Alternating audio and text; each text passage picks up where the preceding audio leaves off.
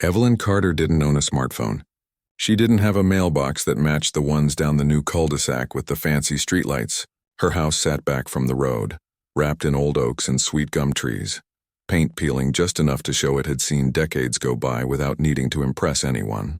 At 68, she rose every morning before the sun, boiled water for her tea on a stove that had been in the family since the 1950s, and stepped out onto the porch with her mug in hand, listening to the quiet hum of the land waking up.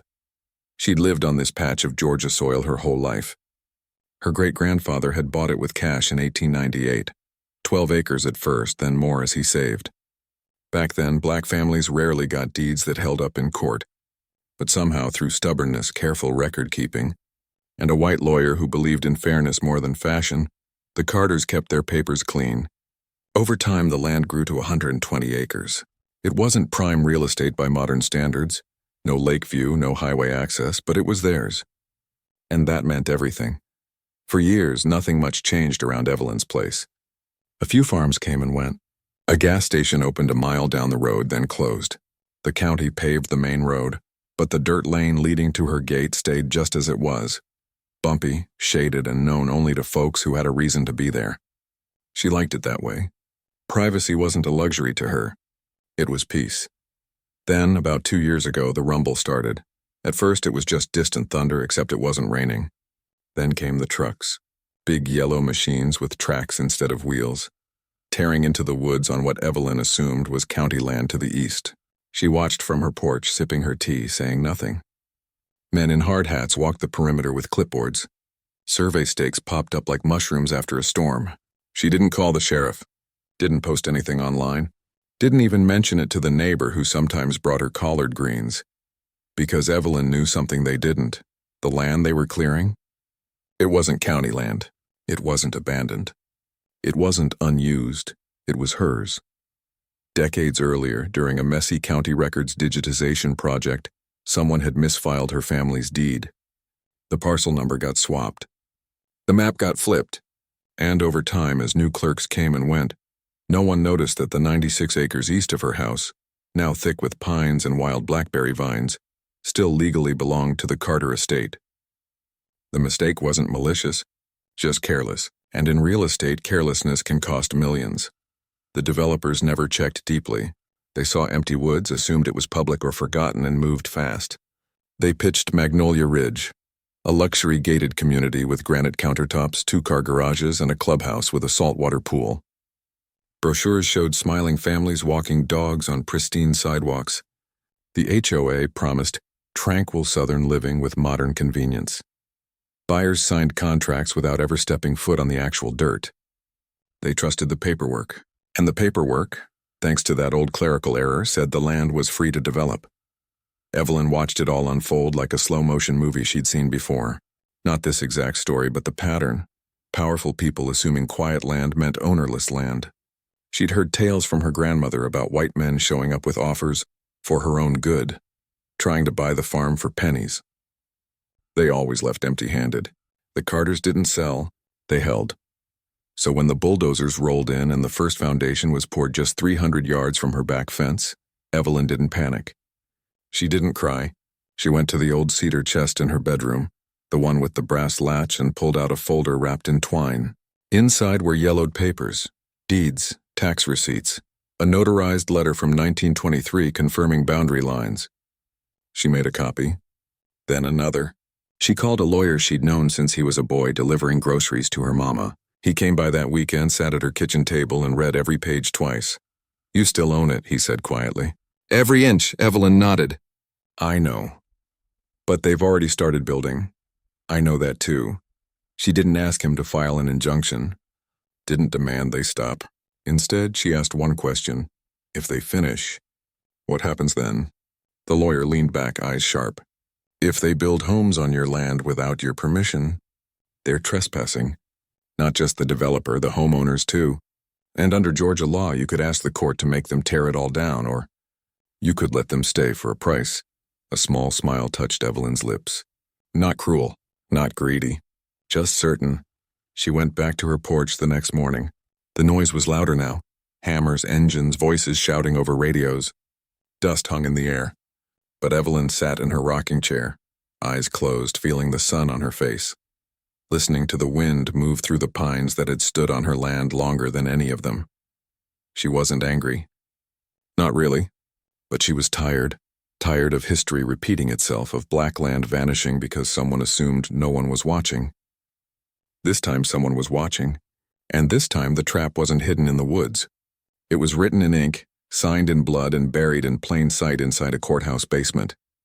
The developers team never came to her door, never asked if she minded. They just assumed the quiet black woman in the old house was irrelevant, part of the scenery like the crows or the kudzu. That was their first mistake. Their second would come later. For now, Evelyn sipped her tea, watched the construction crews move like ants on what they thought was their new kingdom, and waited. She'd waited her whole life. A few more months wouldn't hurt, and when the time came, she wouldn't shout. She wouldn't rage. She'd simply show them the papers and let the law do the talking, because sometimes the quietest people hold the loudest truths. And Evelyn Carter? She'd been holding hers for over a century. Life in Magnolia Ridge moved fast.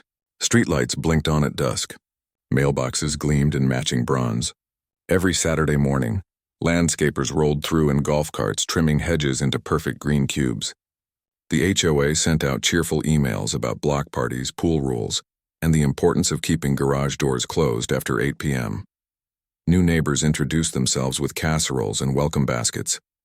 Kids rode bikes in circles around cul-de-sacs that hadn't existed 2 years before. To anyone driving through, it looked like the picture of peaceful suburban life. But beneath the surface, something uneasy had begun to stir. It started small, a rumor at the mailbox, a hushed conversation at the community pool. Someone mentioned they'd seen the old woman from the farmhouse, the one with the overgrown yard and the rusted truck, standing near the property line one evening, just watching. Not waving, not smiling, just there. Then came the letter. It arrived in plain white envelopes, no return address, slipped under front doors or tucked into mail slots. Inside was a single sheet of paper with a court seal at the top, and a few short paragraphs typed in plain font. It said in calm legal language that Evelyn Carter claimed ownership of the land on which Magnolia Ridge now stood. That construction had occurred without her consent, and that she was filing a quiet title action to confirm her legal rights. Most homeowners tossed it in the recycling bin. Scam, one man muttered to his wife. Probably some old land dispute the county already settled. Others laughed it off at the HOA meeting. That little house? She owns all this? Someone asked, gesturing to the rows of two-story homes, the clubhouse, the tennis courts. The HOA president, a retired finance executive who'd moved in 6 months earlier, assured everyone it was nothing. We did full due diligence, he said. Title insurance, surveys, everything. This is just a nuisance claim. It'll go away. And for a while, it seemed like it would.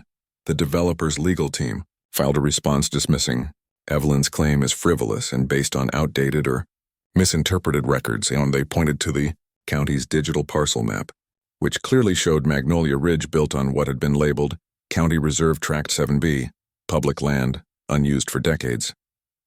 They even included an affidavit from a land surveyor who swore the boundaries were correct.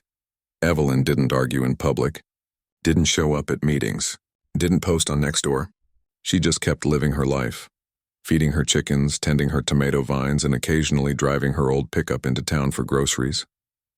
But behind the scenes, her lawyer was digging. He requested the original paper records from the courthouse basement, the ones no one had looked at since the 1980s. He tracked down retired clerks. He compared ink stamps, signature styles, even the type of paper used in 1947 versus 1973. And then he found it, a mislabeled map, a transposed parcel number, a digitization error from 2005, where someone had accidentally merged two separate tracts into one and assigned the wrong owner. The mistake was tiny, just a few digits flipped, but it had huge consequences. Because according to the original hand-drawn survey from 1912, reinforced by tax records from every decade since, the eastern 96 acres of the Carter property had never been sold, seized, or surrendered. It had simply vanished from the system. When the court clerk re-examined the physical archives, the truth became undeniable. Evelyn Carter still owned the land, but by then 96 homes were already occupied. Families had moved in with dreams of backyard barbecues and school bus stops and growing old in peace. They'd taken out mortgages, painted nurseries, planted rose bushes. None of them knew they were living on land that legally belonged to someone else. The first real crack in Magnolia Ridge's calm came when the title company froze all pending closings. Then the county assessor's office sent a notice. Property tax records were under review. Suddenly, the HOA couldn't collect dues with full confidence. Insurance companies got nervous. One couple trying to refinance their home hit a wall. Their lender wouldn't approve anything until the ownership issue was resolved. Panic, quiet at first, began to spread. At the next HOA meeting, the room was packed. People spoke over each other, voices tight with worry. "What if we lose our homes?" a woman asked, her hands shaking. "We didn't do anything wrong." Another homeowner stood up angry. "Why didn't the developer check this properly? We trusted them." The HOA president tried to stay calm, but sweat beaded on his forehead. "We're exploring all options," he said. "Legal remedies, negotiations, but let's not assume the worst." Meanwhile, Evelyn remained silent. She didn't gloat, didn't demand they leave. In fact, she'd told her lawyer she had no interest in throwing families out on the street. "They didn't know," she said simply. "But the people who built this? They should have known. What she wanted wasn't revenge. It was respect. And accountability." Still, fear grew in Magnolia Ridge. Some neighbors started avoiding the road near Evelyn's house. Others drove slowly past, peering through the trees, wondering what kind of person would let a whole neighborhood be built before saying a word. Was she waiting for the right moment? Was this all a scheme? But those who actually met her, like the young couple whose dog once wandered into her yard, came back with a different story. "She gave him back with a biscuit," the husband said. "Asked his name. Told us to keep the gate latched. No anger. No threats. Just quiet dignity." Then came the day the judge issued a preliminary ruling. After reviewing the original deeds, tax payments, and sworn testimony from 3 generations of local historians, the court found clear and convincing evidence that Evelyn Carter was the lawful owner of the disputed land. The developer's claim collapsed like a house of cards. Title insurance wouldn't cover it. The error wasn't in the current chain, but in the system itself. The HOA was suddenly exposed, and the homeowners were left holding the bag. That night, lights stayed on late in Magnolia Ridge. Porch conversations stretched past midnight. People scrolled through legal forums, called their parents, hugged their kids a little tighter. The dream of perfect suburban life now came with a question mark. And out on the edge of it all, Evelyn sat on her porch again, listening to the distant hum of worried voices carried on the wind. She didn't feel joy, didn't feel triumph, just a deep, steady resolve. She hadn't built a trap to hurt anyone. She'd simply refused to let history erase her family again. And now the people who'd walked onto her land, unknowingly, yes, but still without asking, would have to decide what came next. Because ownership wasn't just about paper. It was about memory, legacy, and the quiet courage to stand your ground when the world assumes you've already moved on. The court's final ruling dropped on a Tuesday morning, just as the school buses rumbled down Magnolia Ridge's main loop. It was short, clear, and devastating. Evelyn Carter was the lawful owner of all 96 acres. The homes, the roads, the clubhouse, they all stood on land she had never sold, never leased, never given away. Legally, every single resident was a trespasser. Panic rippled through the neighborhood like a summer storm. Some homeowners cried in their driveways. Others called lawyers only to hear the same thing. There's no easy fix.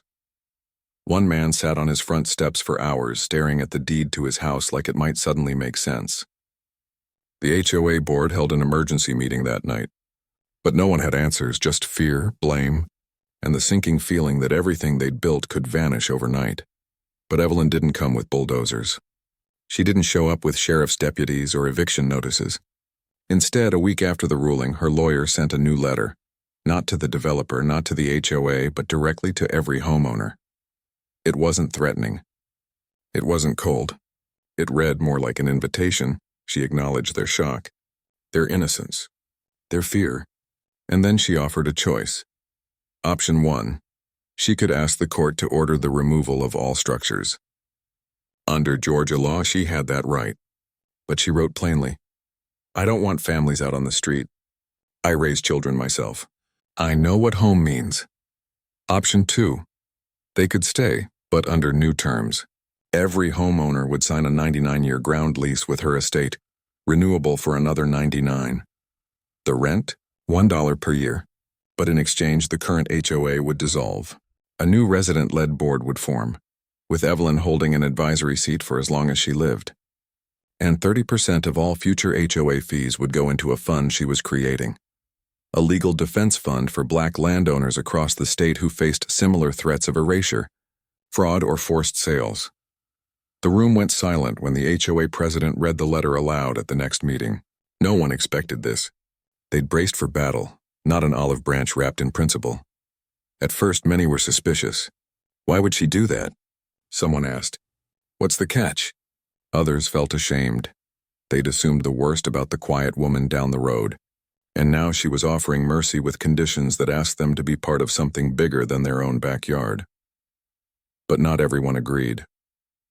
A small group, led by a few early investors who'd bought multiple lots, pushed back hard. They hired their own lawyers and filed motions to challenge the ruling, arguing adverse possession, that because they'd built and lived there openly for over a year, they should now own the land.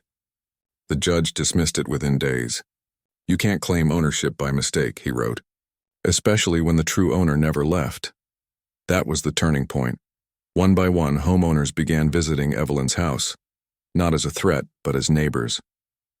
They knocked on her screen door with pies, with questions, with apologies. She welcomed them in, offered sweet tea, and listened. She didn't lecture, didn't scold, just told stories about her grandfather walking 5 miles to vote in 1924, about her mother hiding land deeds under floorboards during the Depression, about how black families across the South lost millions of acres not through violence alone, but through paperwork tricks, missed tax notices, and silence. She's not trying to take our homes, one woman told her book club after visiting. She's trying to make sure no one else loses theirs. Meanwhile, the developer, the company that had rushed the project through with blind confidence, vanished. Their offices closed. Their phones went dead. They'd already sold all the homes, collected their profits, and walked away. The HOA, once proud and polished, was now scrambling to survive. But something unexpected began to grow in its place. Residents started talking to each other, not just about lawns and pool schedules, but about justice, history, and what it meant to belong to a place. A retired teacher organized a community history night.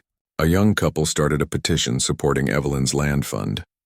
Even the skeptical ones began to see this wasn't just about property lines. It was about who gets to be seen, heard, and respected in America. Then came the liens. Quietly, without fanfare, Evelyn's lawyer filed a lien on every single property in Magnolia Ridge for unpaid rent dating back to the day the first foundation was poured. The amount? Not thousands, not millions, just $100 per month per home. Retroactive, legally enforceable, and if unpaid, it could block future sales, refinancing, even inheritance. It wasn't about the money. It was about leverage, and it worked. The holdouts, the ones still fighting, suddenly found themselves isolated. Their neighbors, once allies in outrage, now looked at them with disappointment. She gave us a way out, someone said at a backyard gathering. Why are we making it harder? Within weeks, the resistance crumbled. The HOA board resigned. A new election was called, and for the first time, the community voted not on paint colors or speed limits, but on values. Evelyn didn't campaign, didn't ask for votes, but when the new board formed, they unanimously asked her to serve as honorary chair. She agreed, but only if the first official act was to rename the community green space. Not Magnolia Ridge Commons, as the developer had planned, but Carter Commons, in honor of the family who'd held the land through fire, flood, and forgetting. The day the sign went up, Evelyn stood at the edge of the grass, hands in her pockets, watching kids chase fireflies where bulldozers once roared. A little girl ran up to her, holding a dandelion. "For you," she said shyly. Evelyn took it, smiled, and tucked it behind her ear. No one clapped.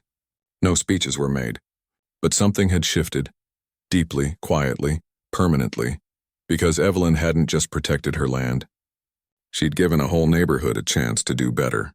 And sometimes the most powerful traps aren't built to catch people, but to wake them up. At first, the anger in Magnolia Ridge didn't have a clear target. It bounced around like a pinball, hitting the developer who'd disappeared, the county that messed up the records, the lawyers who missed the signs, even the neighbors who'd been too quick to dismiss the old woman down the road. But as the weeks passed and the reality of their situation settled in, something shifted. The anger didn't vanish, it just found a better home. It turned inward. People started asking hard questions. Why had they trusted glossy brochures over ground truth? Why had no one walked the property lines before signing papers? Why did they assume that because a house looked new and a contract looked official, everything was fine, and most painfully? Why had they never once knocked on Evelyn's door to ask if she was okay with what was being built right beside her? That last question stuck with them. One evening, a group of residents gathered not for an HOA meeting, but just to talk on folding chairs in someone's driveway. Kids playing in the background, fireflies blinking in the dusk, no agenda, no votes, just honesty. A man who'd moved from out of state admitted he'd thought Evelyn's house was abandoned.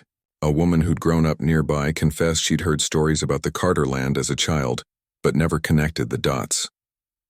"We treated her like part of the scenery," she said quietly, like she didn't matter.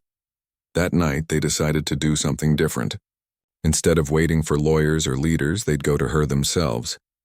The next Saturday morning, 10 of them walked down the dirt lane to Evelyn's gate. They didn't bring demands or documents, just themselves. And questions. Evelyn was in her garden pulling weeds from around her okra plants. She looked up, wiped her hands on her apron, and nodded like she'd been expecting them. She didn't invite them inside right away. Instead, she pointed to a patch of shade under the biggest oak and said, "Sit. I'll bring tea." What followed wasn't a negotiation. It was a conversation about land, legacy, and what it means to belong. Evelyn spoke slowly, carefully, never accusing, never lecturing. She told them how her great-grandfather bought the first parcel with money saved from sharecropping and odd jobs. How her grandmother walked 3 miles each way to school because the county wouldn't bus black children. How during the 1950s a group of men in suits showed up offering a fair price for the land, then came back at night with threats when she refused. "But we never left," she said. "Not because we were stubborn, because this dirt holds our memory. You can't put that in a bank." One of the visitors, a young father, asked, "Why didn't you stop them when they started building?" Evelyn looked at him for a long moment. "Because I knew they wouldn't listen. Not then. People only hear truth when they're ready. And sometimes, you have to let them build the whole house before they notice the foundations on someone else's ground." There was silence after that. Not uncomfortable, just heavy with understanding. From that day on, things changed in Magnolia Ridge. The new resident board held open forums where everyone could speak, even if they disagreed. They invited local historians to talk about land loss in black communities. They started a monthly neighbors' walk, where folks would stroll the full perimeter of the property, not to police boundaries, but to remember them. Evelyn began joining them sometimes.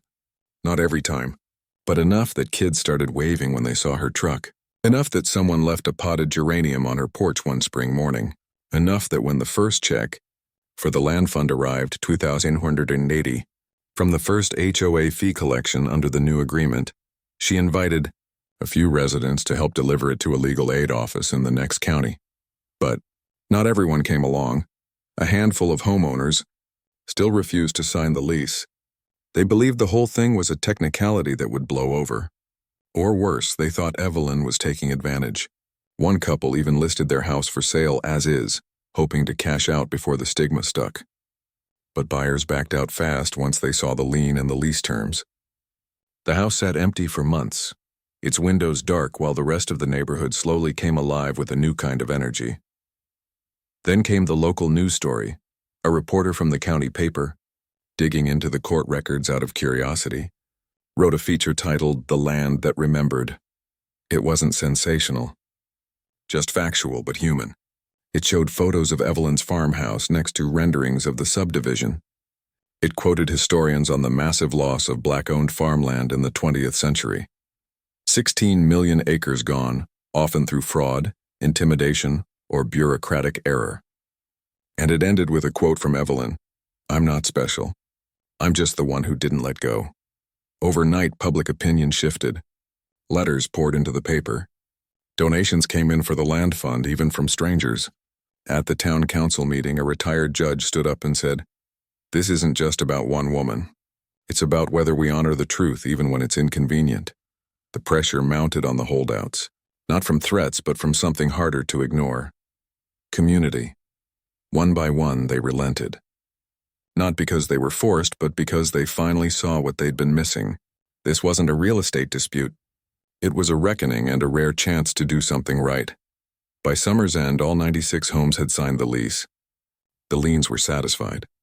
The new HOA held its first official meeting with Evelyn sitting at the table, not as a guest, but as a voice they now valued. And on the evening of that meeting, as the sun dipped behind the pines, a group of neighbors walked to Evelyn's porch with a gift, a handmade quilt. Each square stitched by a different household. Some had magnolia blossoms, others had oak leaves. One even had a tiny red tractor just like hers. She ran her fingers over the fabric, eyes glistening, and said only, "Thank you." No grand speech, no victory lap, just gratitude, and the quiet understanding that something broken had begun to heal. Because real community isn't built on perfect lawns or matching mailboxes. It's built on truth, respect, and the courage to listen, even when the truth comes from someone you never thought to ask. Spring came early that year. Dogwoods bloomed in clouds of white along the edges of Carter Commons, and the air smelled like damp earth and possibility. Kids rode bikes down streets that once echoed with bulldozers, now lined with flower boxes and handwritten signs that read, "Slow children playing." The clubhouse still stood, but the pool rules had changed. No more dress codes, no more fines for unapproved lawn ornaments. Instead, there was a community garden plot near the tennis courts, and every Saturday morning, neighbors gathered to plant, weed, or just sit and talk. Evelyn didn't attend every meeting anymore. She didn't need to. The new HOA board, elected by the people for the people, ran things with a different rhythm. Decisions were made slowly with listening, not just voting. Disagreements happened, sure, but they were handled with respect, not resentment. And Evelyn? She showed up when asked, offered advice when it mattered, and mostly just watched, quietly proud, as the neighborhood she never wanted became the community she never expected. The final settlement had been signed months earlier, but its effects were still unfolding. Every homeowner now held a 99-year ground lease renewable for another 99 for $1 a year. In return, 30% of HOA fees flowed into the Southern Landkeepers Fund, a small but growing initiative Evelyn helped launch to help other families protect inherited property from legal traps, tax sales, and predatory buyers. Already, the fund had helped 2 families in neighboring counties clear title issues that had haunted them for decades. But the real change wasn't in the paperwork. It was in the way people looked at each other now. The couple who'd once listed their house as is and nearly moved away. They stayed. They joined the garden committee. Their daughter now played with the kids who lived 3 doors down, kids whose parents had once whispered that Evelyn was up to something. Now, those same parents brought her jars of peach preserves and asked how her tomatoes were doing. One Saturday, a group of teenagers organized a history walk. They set up small signs along the old property line, carved from reclaimed wood, painted with dates and names. 1898, first acre purchased. 1923, boundary confirmed in court. 2023, land reclaimed in peace. Evelyn stood at the last marker, hands folded as a high school student read aloud from a letter her great-grandfather had written to the county clerk, insisting his deed be recorded, so my children's children will know they belong here. No one clapped. They just stood in silence, letting the weight of those words settle into the soil. Later that afternoon, the first official meeting of the new HOA board took place. Not in the sterile clubhouse conference room, but under the big oak in Carter Commons. Folding chairs in a circle, coolers of lemonade, kids chasing fireflies as dusk fell, and at the head of the circle, not by title but by honor, sat Evelyn. They didn't vote on paint colors or speed limits that night. They voted on something bigger, to make the land fund a permanent part of their community identity. To host an annual Roots Day, celebrating local land history, and to rename the entire subdivision, not by legal decree but by common agreement, Carter Ridge. Evelyn didn't protest, didn't say it was too much. She just nodded, her eyes soft, and whispered, My people would have liked that. After the meeting, a little boy, maybe 6, barefoot and grinning, ran up to her holding a dandelion gone to seed. "Make a wish," he said, thrusting it toward her. She smiled, closed her eyes, and blew. The seed scattered into the warm night air, catching the last light like tiny parachutes. Someone asked her later what she'd wished for. "I didn't need to," she said. "It's already happening." Because for the first time in a long time, the land wasn't just surviving. It was thriving, with new roots and old ones tangled together, stronger for it. The developer was long gone, their name erased from brochures and websites. The county quietly updated its records, adding a note about cross-referencing original deeds in disputed cases. And Evelyn? She kept living in her old farmhouse, but now the gate was often open. Neighbors dropped by to borrow tools, share recipes, or just sit on the porch swing and watch the sunset. She never wanted to be a symbol. But she became one anyway, not of revenge, but of resilience. Not of division, but of what's possible when people choose understanding over fear. Years later, when new families moved into Carter Ridge, they weren't handed a rulebook first. They were invited to a welcome walk, to see the markers, hear the story, meet the woman who held the line so gently, so firmly, that no one had to lose their home to do what was right. And Evelyn, now in her 70s, still rose before dawn, made her tea, and stepped onto the porch. But now the sounds that greeted her weren't just birds and wind. They were children laughing, neighbors chatting over fences, the distant hum of a place that had learned, slowly, painfully, beautifully, that belonging isn't about who builds first. It's about who remembers, who respects, and who's willing to share the ground beneath their feet. The trap she'd set wasn't made of steel or spite. It was woven from truth, patience, and the quiet certainty that justice, when handled with grace, doesn't destroy. It rebuilds. And as the azaleas bloomed crimson and pink along the newly named Carter Commons, Evelyn finally felt it. Her family's legacy wasn't just preserved. It was protected by the very people who once walked onto her land without knowing they'd stepped into history.